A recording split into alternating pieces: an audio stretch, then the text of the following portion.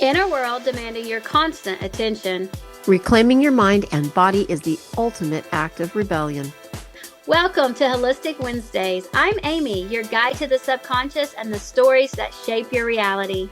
And I'm Shelly, your partner in holistic health and life design. Together, we're bridging the gap between biology and belief, combining modern science, ancient wisdom, and practical coaching to help you thrive in 2026 and beyond.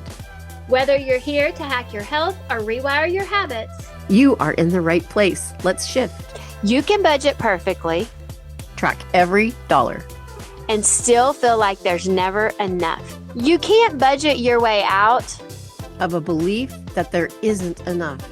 Because scarcity isn't about money, it's about what your nervous system expects. March is about expansion, more visibility, more growth, and more receiving. And for a lot of people, expansion doesn't feel exciting. It feels threatening. Because more requires capacity, and capacity requires safety. Scarcity isn't just a mindset. It's a physiological pattern. The science behind it is when your body perceives financial instability, it isn't reacting to the specific balance in your bank account. It's responding to a perceived threat to your survival. In the modern world, money is a primary survival resource that the brain equates with access to food and shelter and safety. Because of this, if you are technically solvent, several biological and physiological mechanisms can keep your body in a state of high alert. The amygdala's false alarm, that amygdala, the brain's emotional command center, it can't distinguish between a literal predator and a figurative financial threat. It activates the same fight or flight response, flooding your system with cortisol and adrenaline, no matter what you do. If you have a history of financial trauma, such as growing up in poverty, this alarm system may be just set to that higher sensitivity, remaining active even when you have reached that stability. The scarcity mindset is a cognitive state that narrows your mental bandwidth, focusing your attention obsessively on what is missing rather than what you already have. Research shows that this mental tax can temporarily lower cognitive functioning by up to 13 IQ points, making it harder to think rationally or feel secure with the resources you already possess.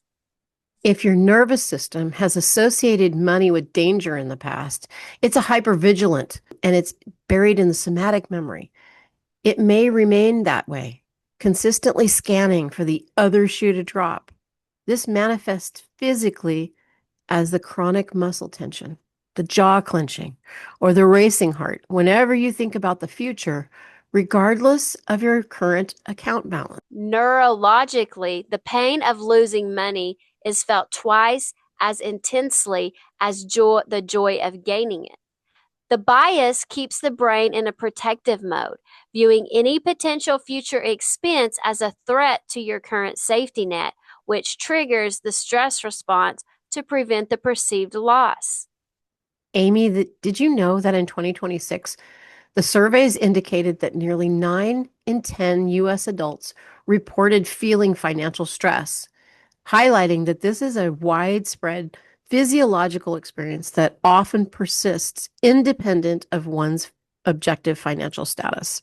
This scarcity mindset is a physiological and psychological state that occurs when you feel you have less of a resource, money, time, or even social connection than you need. This perception fundamentally alters how your brain processes the information and often creates a self-reinforcing cycle of stress and poor decision-making. Research by behavioral economists describes scarcity as a tax on your mental bandwidth. Preoccupation with what is missing consumes the mental energy needed for other tasks. And studies show that the mental strain of the financial scarcity can temporarily lower a person's effective IQ by up to 13 or 14 points, which is equivalent to the cognitive loss from a full night's missed sleep. It impairs your CEO self, the part of your brain responsible for impulse control, planning, and logical reasoning. And then when the resources are scarce, the brain develops a tunnel vision, which focuses exclusively on immediate shortfalls. You become extremely efficient at solving immediate problems, like paying tomorrow's bill. Because your focus is so narrow, you lose sight of long-term goals, neglect other obligations, and fail to notice future opportunities. And being trapped in this survival mode can even diminish your ability to empathize with others' pain. The scarcity mindset is not a thought pattern. It's a physiological threat response. Even when finances are stable, your nervous system may remain on high alert, constantly scanning for that potential loss. And prolonged exposure to lack, especially in childhood, can leave a traumatic imprint on the body, leading to lifelong patterns of hoarding, competitiveness, or intense guilt when spending money on non-essentials. Viewing life as a zero-sum game can lead to jealousy and mistrust and an inability to celebrate others' successes, as their win feels like your loss, which creates relationship strains. To break this cycle, create slack. This is a deliberate space in your budget or schedule to reduce the feeling of being stretched thin. Additionally, somatic therapy can help address the physical hypervigilance that keeps the mind stuck in scarcity mode. Because the nervous system doesn't respond to numbers. That's right, Amy. It responds to meaning. And here's what chronic financial stress does to the body. It elevates your cortisol levels, dysregulates your blood sugar. It interrupts your sleep. It gives you digestive issues and an increased anxiety and a hypervigilance. And when cortisol stays high, the body prioritizes survival, not creativity, not expansion, and not wealth. So you stay in a scarcity loop, perceive lack, your stress hormones rise, your decision-making narrows, your short-term survival choices then are reinforced that there's never enough. You're not bad with money. Your body is bracing. Scarcity doesn't start with you. It often starts with generations back. It's called epigenetics. And how this is explained is epigenetics means stress doesn't just affect you, it leaves biological markers that can be passed down. So if your parents or grandparents lived through instability, poverty, war, loss, displacement, your nervous system may have inherited a preparedness for lack. And what scarcity conditioning sounds like is I can't relax until everything is handled. Or I should save just in case. Or if I spend this, something bad might happen. And these aren't logical thoughts. They're not? No. No, they're survival echoes. Because if the body expects the loss, it can't hold abundance.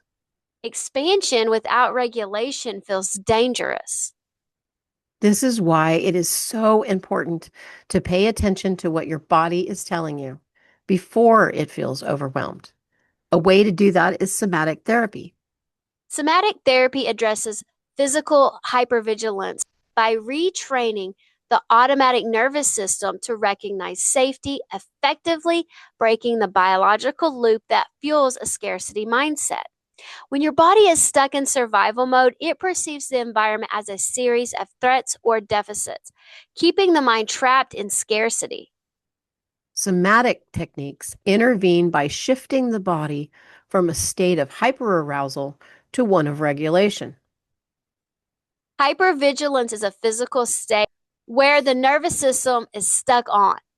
This leads to chronic muscle tension, a racing heart, and somatic therapy uses somatic experiencing to help the body complete interrupted stress cycles, discharging trapped energy that signals not enough safety or not enough resources. By learning to track internal sensations like a tight jaw or shallow breath, you gain the ability to catch the early physical signs of a scarcity spiral.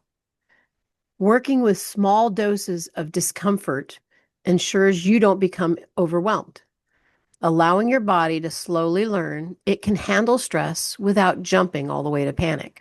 Shifting focus between areas of tension and areas of feeling safe trains the brain to recognize that resources and safety do exist in the present moment. So here's how to activate the rest and digest system. You can use techniques such as the diaphragmatic breath work and the vagal toning, like voo humming sound.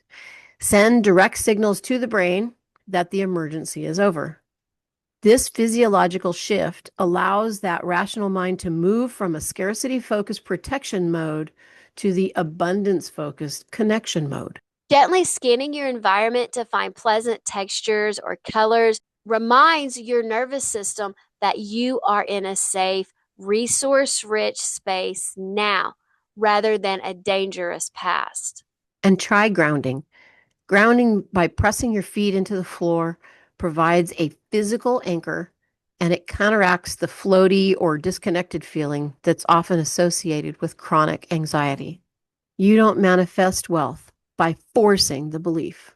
You create wealth by expanding safety. Go ahead and find a position that feels supportive to your body right now. And if you're driving or operating heavy machinery, you may want to pause this and come back later when you're in a comfortable position. You don't need to sit perfectly. You don't need to do this just right. You just need to be here and let your feet connect with the surface beneath you and notice where your body is being held. And if it feels safe, allow your hands to rest open, palms up, relaxed at your sides. And take a slow breath in through your nose and let it leave your body gently through your mouth. Longer on the exhale, and again, in through your nose and out through the mouth. Nothing to force, nothing to fix. Now bring your attention to your body's response to the idea of more. More space, more ease, more support, more money. You don't need to think about numbers, just notice sensation. Notice if any part of your body tightens at the idea of receiving. Maybe it's your chest, your belly, your jaw, your shoulders. Wherever you feel that contraction, place your awareness there. And silently say to that part of your body, I see you.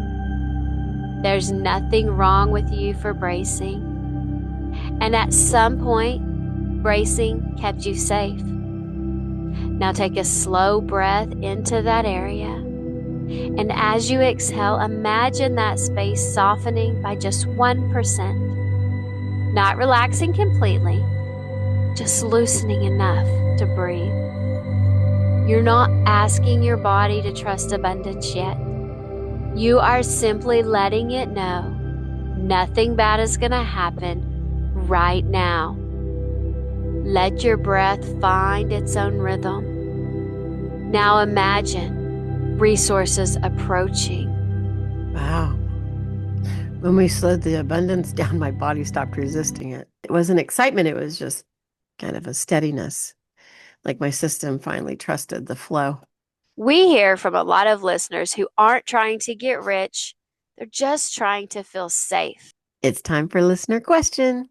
Jason from Illinois asks, what if I make more money but still feel anxious about losing it? That actually makes complete sense because anxiety isn't about income. It's about trust. And trust is built in the body, not the bank account.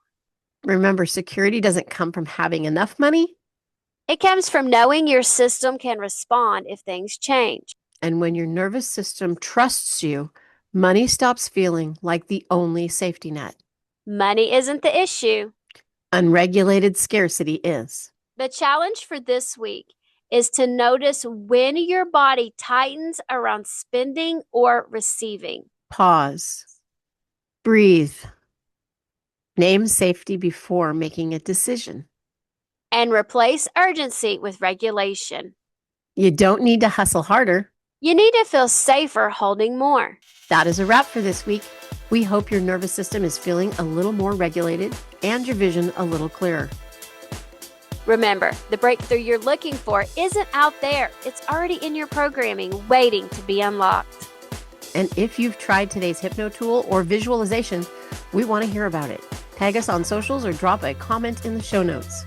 And if you're ready to go deeper, follow us on social media, TikTok, Instagram, Facebook, and YouTube at Holistic_Wednesdays, that's holistic with a W, or email us at holisticwednesdays@gmail.com.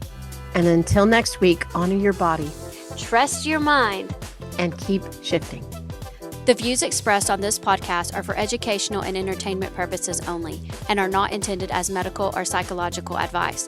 While we use hypnotherapy techniques, please never listen to the visualization portion of this show while driving or operating heavy machinery. Always consult a healthcare professional for your specific needs.